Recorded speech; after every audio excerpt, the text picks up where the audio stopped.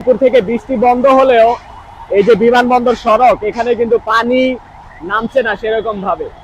তো আমি একটু এখানে পুরোটা ঘুরে ফিরে দেখলাম যে আর্মি স্টেডিয়াম এবং কাকুল এই পর্যন্ত দুই পাশে যে আসলে পানি নামতেছে না কেন।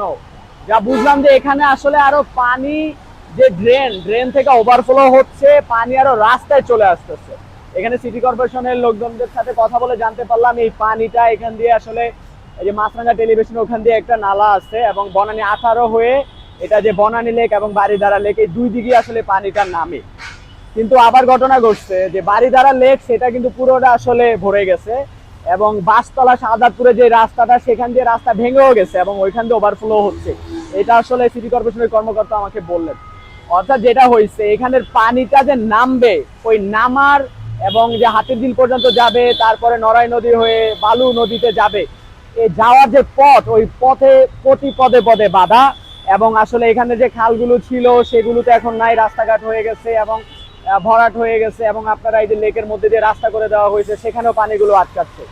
এই যে বনানী পানি কিংবা এই যে বনানী যে বিমানবন্দর সড়ক এই পানি কিন্তু সরাইতে হইলে ওই রাস্তাগুলো কিন্তু কাটতে হবে। ওই রাস্তার নিচে দিয়ে যে ছোট ছোট ড্রেন সেগুলা দিয়ে আসলে পানি সেরকম ভাবে নামছে না এবং পানি আটকে যাচ্ছে। তো আপনাদের এই নালাগুলো হয়তো বা এবারে আসলে পরিষ্কারও করা হয় নাই, যে কারণে ওইখানে বর্জ্য টর্জ্য তো আছেই, সেগুলো আসলে পানি আটকে গেছে, যে কারণে পানি বরং আরো ওভারফ্লো হচ্ছে রাস্তার দিকে। প্রায় 3.5 ঘন্টা 4 ঘন্টা যাবত বৃষ্টি বন্ধ, তারপরে কিন্তু পানি নামছে না। যে 100 মিলিমিটার প্রায় 100 মিলিমিটার আসলে বৃষ্টিপাত হয়েছে ঢাকায় এবং পুরো শহর জুড়ে আজকে ঢাকাবাসী বলতে গেলে ভাসছে পানিতে।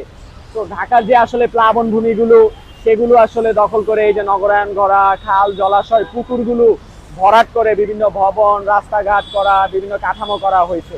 অর্থাৎ আজকে কিন্তু ঢাকাবাসী একটা চিত্র দেখতেছে যে এরকম যদি ভবিষ্যতে যখন আসলে এই যে 70 মিলিমিটারের উপরে বৃষ্টিপাত হবে ঢাকাকে কিন্তু আবার এরকম ভাসতে হবে। অর্থাৎ এখনই আমাদের সময় যে আসলে আমাদের যে উন্মুক্ত স্থানগুলো, নদীগুলো, খালগুলো, জলাশয়গুলো এবং পুকুরগুলো একদম ম্যাপিং করে করে সেগুলো আবার পুনরুদ্ধার করতে হবে, সেখানে আবার পানি প্রবাহ ফেরাতে হবে, নয়তো কিন্তু এই ঢাকা এরকম ভাসতেই থাকবে। অর্থাৎ ঢাকাকে আবার ভাঙতে হবে, ঢাকাকে আবার আসলে পরিকল্পিতভাবে গড়তে হবে, এখনই সময়।